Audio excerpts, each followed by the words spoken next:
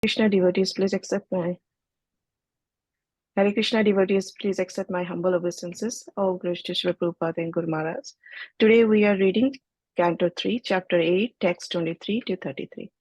Om Namo Bhagavate Vasudevaya. Om Namo Bhagavate Vasudevaya. Om Namo Bhagavate Vasudevaya. Narayanam Namaskritam Naranchaiva Narottamam Deving Saraswatim Vyasam Tato Jaya Mudire Nashtaprayesu Avadresu Nityam Bhagavata Sevaya Bhagavate Uttama Sloke Bhaktir Bhavati Naistike. Text 23. Brahma could see that on the water there was a gigantic lotus-like white-head bedstead, the body of Sesanaga, on which the personality of Godhead was lying alone. The whole atmosphere was illuminated by the rays of the jewels bedecking the hood of Sesanaga, and that illumination dissipated all the darkness of those regions. The luster of the transcendental body of the Lord mocked the beauty of the coral mountain. The coral mountain is very beautifully dressed by the evening sky. Excuse me. But the yellow dress of the Lord mocked its beauty. There is gold on the summit of the mountain, but the Lord's helmet, bedecked with jewels, mocked it. The mountains, waterfall, herbs, etc., with the panorama of flowers, seem like garlands, but the Lord's gigantic body and his hands and legs, decorated with jewels, pearls, tulasi leaves, and flowers garlands, mocked the scene on the mountain. His transcendental body, unlimited in length and breadth, occupied the three planetary system, upper, middle, and lower. His body was self-illuminated by unparalleled dress and variegatedness, and was properly ornamented. The Lord showed his lotus feet by raising them. His lotus feet are the source of all the awards achieved by devotional service, free from material contamination. Such awards are for those who worship him in pure devotion. The splendor of the transcendental rays from his smooth-like toenails and fingernails appear like the petals of a flower. He also acknowledged the service of the devotees and vanquished their distress by his beautiful smile. The reflection of his face, decorated with earrings, was so pleasing because it dazzled with the rays from his lips and the beauty of his nose and eyebrows. Oh, my dear Vidura, the lower waist was covered with yellow cloth resembling the saffron dust of the kadamba flower, and it was encircled by a well-decorated belt. His chest was decorated with the Srivasta marking and a necklace of unlimited value. As a sandalwood tree is decorated with fragrant flowers and branches, the Lord's body was decorated with the valuable jewels and pearls. He was the self-situated tree, the Lord of all other in the universe. And as a sandalwood tree is covered with many snakes, so the Lord's body was also covered by the hoods of Ananta. Like a great mountain, the Lord stands as the abode for all moving and non-moving living entities. He is the friend of the snakes because the Lord Ananta is his friend. As a mountain has thousands of golden peaks, so the Lord was seen with a thousand of golden helmeted hoods of Anantanaga. And as a mountain is sometimes filled with jewels, so also his transcendental body was fully decorated with valuable jewels. As a mountain is sometimes submerged in the ocean water, so the Lord is sometimes submerged in the water of devastation. Lord Brahma, thus looking upon the Lord in the shape of a mountain, concluded that he was Hari, the personality of Godhead. He saw that the garland of flowers on his chest glorified him with Vedic wisdom in sweet songs and looked very beautiful. He was protected by the Sudarshan wheel for fighting, and even the sun, moon, air, fire, etc., could not have access to him. When Lord Brahma, the maker of the universe destination, thus saw the Lord, he simultaneously glanced over creation. Lord Brahma saw the lake in the Lord Vishnu navel and the lotus flower, as well as the devastating water, the drying air, and the sky, all became visible to him. Lord Brahma, thus being surcharged with the mode of passion, became inclined to create, and after seeing the 5 causes of creation indicated by the personality of Godhead, he began to offer his respectful prayers on the path of the creativity mentality. Thank you, Hare Krishna. Thank you so much, Mataji. Sri Krishna. Thank you, Mataji. Thank you, Prabhuji, please take over, Prabhuji. Yeah, sure, Mataji. Are you able to hear, Mataji? Yes, Prabhuji. Okay. Prabhuji, do you want me to share the screen or will you share the screen? Is this okay? Shall I leave the screen like this? Yeah, sure, Mataji. Yeah, that's fine. Okay, sure. Yeah. Thank you, Mataji. Yeah. Thank you all the devotees for joining today's session. Thank you, Hamangi Mataji, for reading the translations. So, Om Ajnanatimirandasya Gnananjana Chakshurunmilitam Yena Tasmai Shri Gurave Namaha Namo Vishnupadaya Krishna Preshtaya Bhutale Srimate Bhaktivedanta Swaminiti Namane Namaste Saraswati Devi Gauravani Pracharine Nirvishesha Sunyavadi Paschatta Deshatarane Jai Sri Krishna Chaitanya Prabhu Nityananda Sri Advaita Gadadara Srivasadi Gaura Bhaktarunda Hare Krishna Krishna Krishna Hare Hare Hare Rama Rama Rama Hare Hare. So today we are reading from Srimad Bhagavatam, Canto 3, Chapter 8, titled Manifestation of Brahma from Garbhodakshaya Vishnu, Slokas 23 to 33.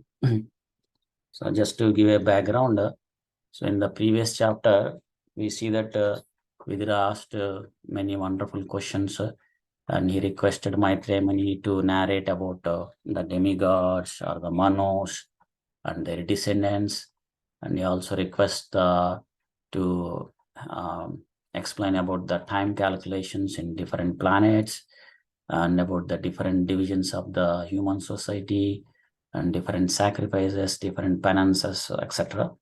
So, and in this chapter, Maitreya Muni is answering all those questions, what he heard in the Parampara system.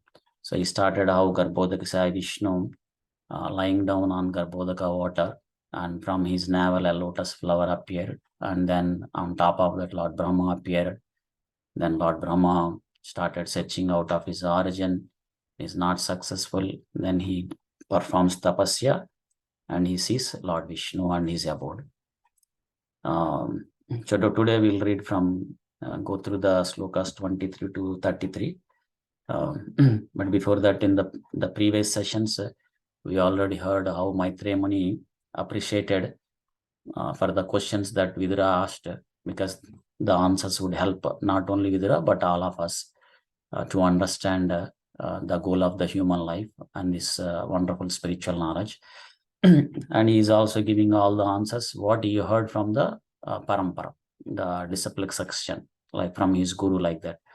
So he mentions how the parampara started, like, once upon a time the 4 Kumars met Supreme Lord Sankarshana, and they received this great wonderful knowledge, spiritual knowledge, and then they gave this knowledge to Sankhya Muni, and from Sankhya Muni, Parashara Muni and Brihaspati got this knowledge, and Maitreya Muni learned or got this knowledge from the Parashara Muni, and Parashara Muni is the father of Vyasadeva also. So Maitreya Muni and Vyasadeva, both of them studied under the guidance of Parashara Muni. So then he started narrating that spiritual knowledge. So how Lord Brahma appeared on the top of the lotus flower that came from the navel of the Lord Garbhodakshaya Vishnu. And he wanted to know about his origin. He tried with his own efforts, but he's unsuccessful. And then he heard the 2 syllables, tapa, and then he performed the tapasya. So then now he could able to see Lord Vishnu in his heart along with the abode. So that's what we see in the text 22, that he could see in his heart the Supreme within himself. And in the text 23, so Lord Brahma is narrating what he is seeing it. So he was able to see Garbhodakshaya Vishnu and his abode, and he is lying down on white bedstead, which is the body of the Seshanag. and the whole atmosphere was illuminated by the rays of the jewels bedecking the hood of Seshnag. So this is of course, here the whole atmosphere is illuminated by the rays of the jewels bedecking the hoods of Seshnag, not by the sunlight or moonlight like that. Similarly, in the spiritual world, also they are all self-illuminated. So they don't require any sunlight, moonlight like the way that we see it here in this earth planet. We require the sunlight or moonlight like that. Krishna also mentions in Bhagavad Gita that in the spiritual world, there is no necessity of the sunlight, moonlight, or fire or electricity like that. Atadbhashyate suryo na sasanka na pavaka like that. So they are self-illuminated. So here, similarly here, this whole atmosphere in the place where Garbhodaksa Vishnu is there is illuminated by the rays of the jewels bedecking the hood of the Seshnag. And then the text 24, we see the beauty of the Supreme Lord. There is a comparison is given. Like generally the coral mountain is very beautiful, but the beauty of the transcendental body of the Supreme Lord defeated the beauty of the coral mountain. So, and another analogy is given, like, then when the coral mountain is beautifully dressed by the evening sky, that means when it is dressed by the evening sky, it looks more beautiful. But that beauty is defeated by the yellow dress of the Supreme Lord.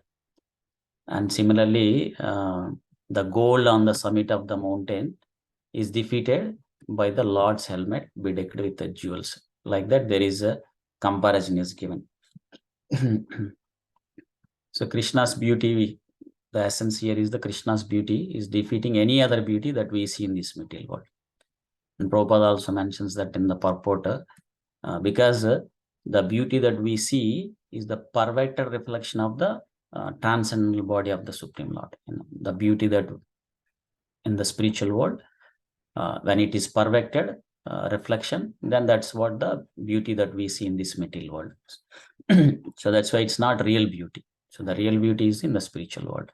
So Prabhupada mentions that anyone who is attracted the beauty of the Supreme Lord, then there is no longer, they don't, they lose the taste, or they lose the taste of the beauty of the Supreme Lord, or they're no longer attracted to the beauty of this material world.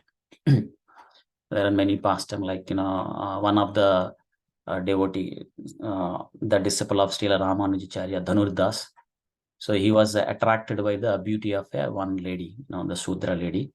So one time when there is a Sri Ranganatha Radhayatra is going on, so this person is holding an umbrella on the head of this lady, and he is looking at the eyes of that lady and walking behind.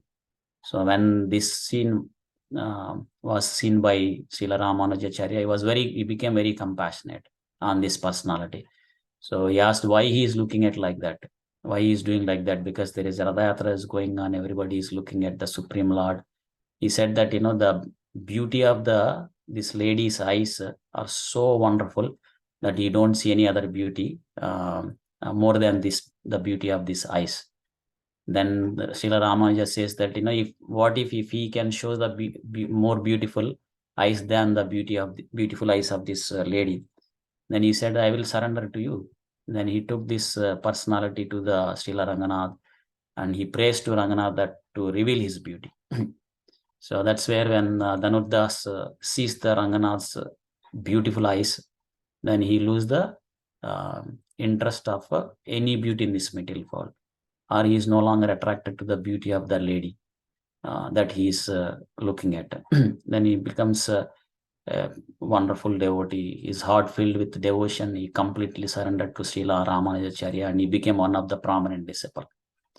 So similarly, Prabhupada mentions here that, when somebody is attracted to the beauty of the Supreme Lord, then there is no longer attraction to the material body. Like Krishna says in Bhagavad Gita, Param Dristva Nivartate. Like when one is attached to the higher taste of Krishna conscious activities or spiritual activities, then they lose the lower consciousness or lower taste of the activities like material activities. So Krishna is that much beautiful, like, unlimitedly beautiful. Kandarpa koti kamaniya vishesha shobham. Like, he attracts the Cupid himself, the Manmadha. That's why he's called Madana Mohana. So in the text 25, we see that, his transcendental body has unlimited in length and breadth. So it's occupied the whole 3 planetary systems, upper, middle, and lower. So that's why, Prabhupada mentions in the purport that the length and breadth of the Supreme Lord can only be measured by Supreme Lord only. So we cannot measure. We don't have that ability to measure, because he's all pervading throughout the complete cosmic manifestation. So that's why when devotees wants to show the deities that they are worshipping at home, so generally we show anything like they show like this, to measurement, like the 2 hands, they will show like this. But to show the deity sizes, they show it in the reverse way, like, it's like this, the reverse way, so that the Supreme Lord can increase unlimitedly taller, or he can become smaller also. So there is no limit. So in the text 26, so Lord Brahma sees that the Lord is showing his lotus feet by rising it. So which is the source of all awards achieved by the pure devotion service, which doesn't have any material contaminations. So that's the award that one can, the perfect award that one can get when one worship Supreme Lord with pure devotion. And Prabhupada mentions that, Supreme Lord fulfills all the desires of the living entities, any living entities. So similarly, pure devotees' desires also fulfilled. Of course, pure devotees are not interested in anything other than service to the Supreme Lord. So, and here the pure devotees, pure devotional service is mentioned as free from the material contamination. Jnana karma dhyana avritam. So for those devotees, Krishna would award by showing his lotus feet. That's why Chaitanya Mahaprabhu also in his Sistastakam prays that he aspires or desires to be a particle of dust at the lotus feet of Supreme Lord Krishna, like Sthita Dhuli Sadrishyam Vichintaye, like that. So even for the devotees who are not pure, but who is aspiring to be pure devotees and trying to surrender to the Supreme Lord, so his lotus feet will award, will make one free from the fear and anxieties. Abhaya Charana Ravindare. So his lotus feet will award one freed from the fear and anxieties. So in text 27, we see that Supreme Lord Vishnu, Garbhodakshaya Vishnu, so who is the is acknowledging the service of the devotees. So he smiled at Lord Brahma. And then we see that, his reflection of his face decorated with earrings was so pleasing, like that. So beauty is continued. And Prabhupada mentions the purport, because pure devotees do not ask anything for exchanging in their for their devotional service. You see in Prahlad Maharaj's pastime also, like, when Lord Narayana was ready to give any boon, Prahlad Maharaj says that I'm not doing this devotional service for any exchange. If one does like that, it's like a business.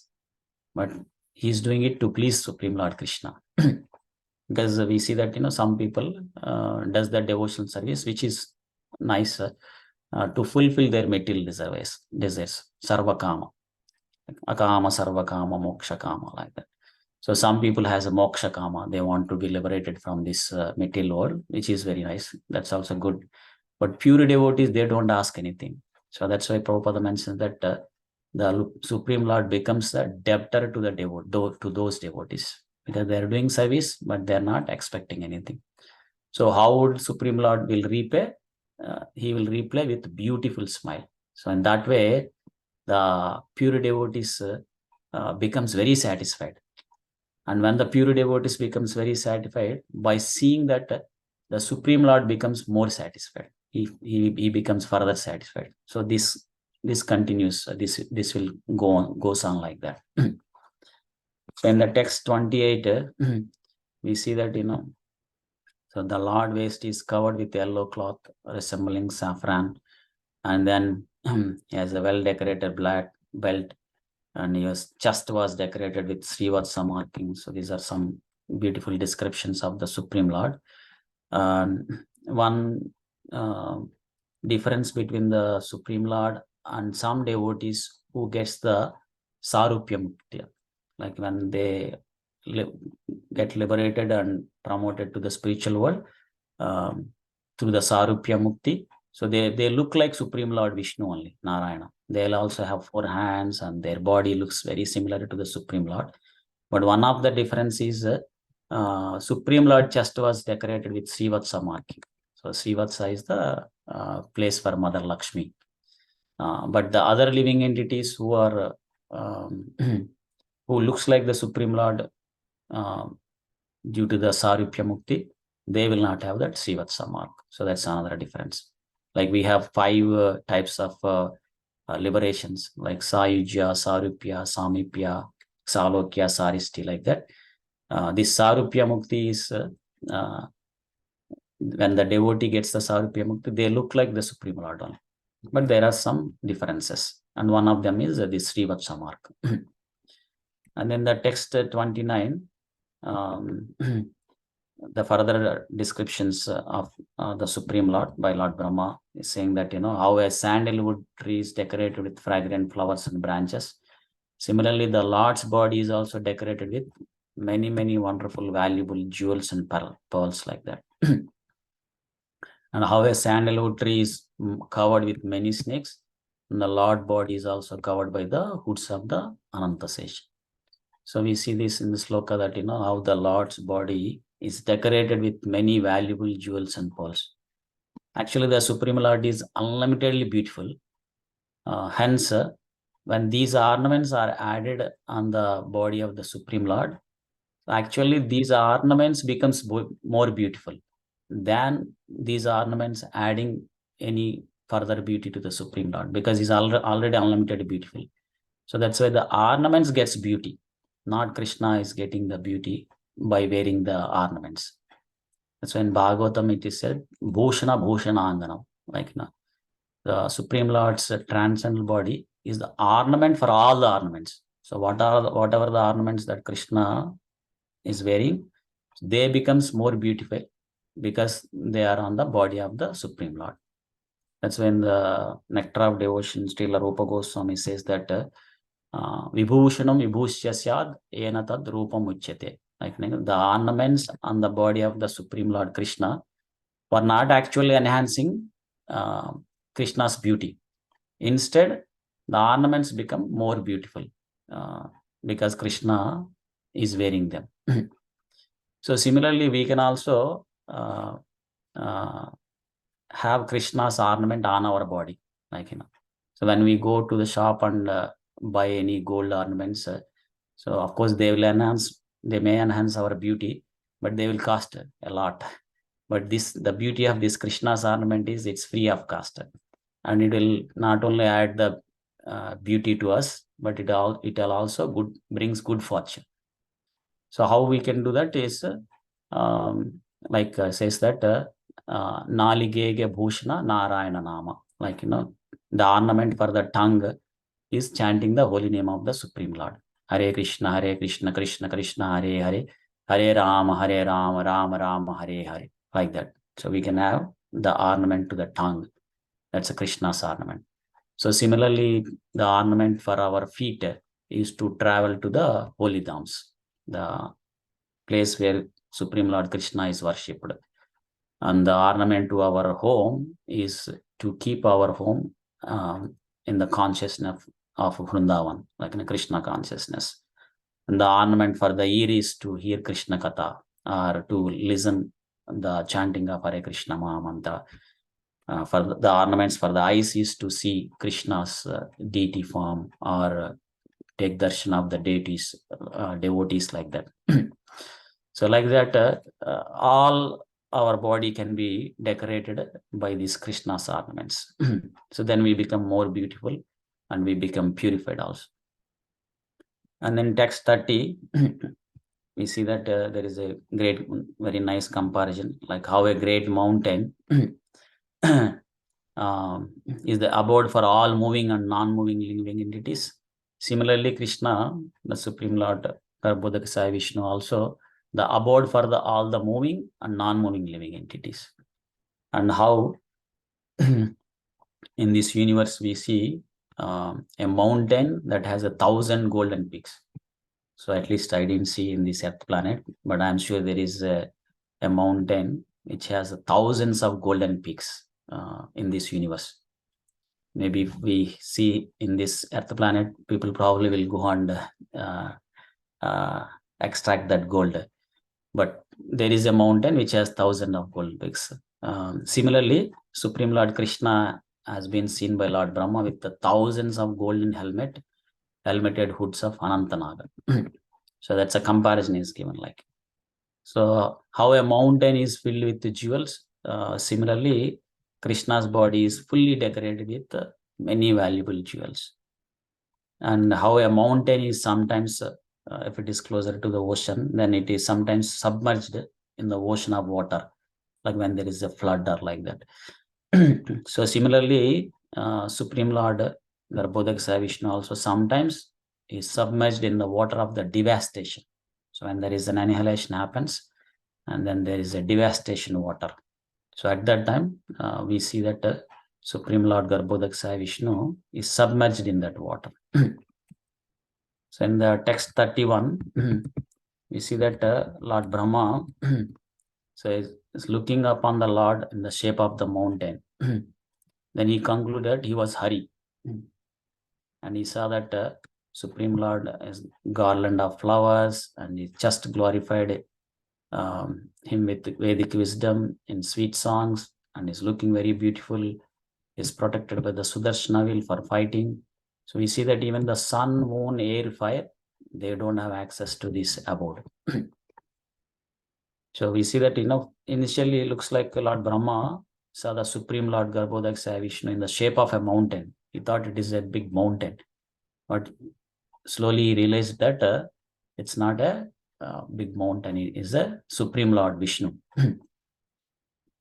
Because he saw the garland of flowers, and he's just glorified on his chest, and he is glorified with the Vedic wisdom in sweet songs, like all these things, and then Sudarshan Chakra like that. And then he noticed that the sun, moon, air, fire, they don't have access. That's why we see that in Srimad Bhagavatam, even in the 10th canto, we see that when Lord Brahma, along with all the other demigods, with the Bhudevi, when they went to Kshirodaka Sai Vishnu, they don't have access to enter into that planet. So they stayed at the shore of the Milk Ocean, and they prayed to Supreme Lord Vishnu to help them in reducing the overburden of Mother Earth, because there are so many demons at that time. And then Lord Vishnu reveals to Lord Brahma in the heart that he will appear in the earth in the Edu dynasty, and then he will destroy all the demons and then reduce the overburden of the earth. So all the demigods doesn't have access to this supreme abode. So only if Krishna is permitted, then they can enter. So even the sun, moon, air, fire, what to speak of them, even Lord Brahma and Lord Shiva also do not have access. So in the text 32, we see that when Lord Brahma, so he's the maker of the universal destination. So he saw the Supreme Lord, and simultaneously also see the creation. So like Lord Brahma saw the origin of his creation, like the Lord Vishnu's navel and lotus flower, and then devastating water, and then drying air and the sky. So all this became visible to him. So we see that Lord Brahma, initially he tried to understand or find out the cause of his creation, but with his own ability, but he could not. He was unsuccessful. But then when he heard the two syllables tapa, and by that direction, of course, that direction was given by the Supreme Lord Vishnu himself. So then he performed a great tapasya following the suggestion of or direction of the Supreme Lord Vishnu. Then he could able to see the origin of his creation. So now he could able to see. So that's why here, similarly, we cannot understand Krishna with our own ability. So either through our some research or mental speculation, or even by studying the Vedic scriptures by our own self. So is Vedeshu Durlabham. So it cannot be accessed. Supreme Lord cannot be revealed just by simply studying Vedas. But Adurlabham Atma Bhakta. But when one follows the direction of the Supreme Lord, instructions, and take the guidance from the bona fide Guru and follow the process very sincerely and seriously, I'm talking to myself, then Adurlabham Atma Bhakta. So when one follows the process of bhakti, then Krishna will reveal himself to that kind of devotee. So how Krishna revealed here to Lord Brahma, because his tapasya is in line with the devotional service.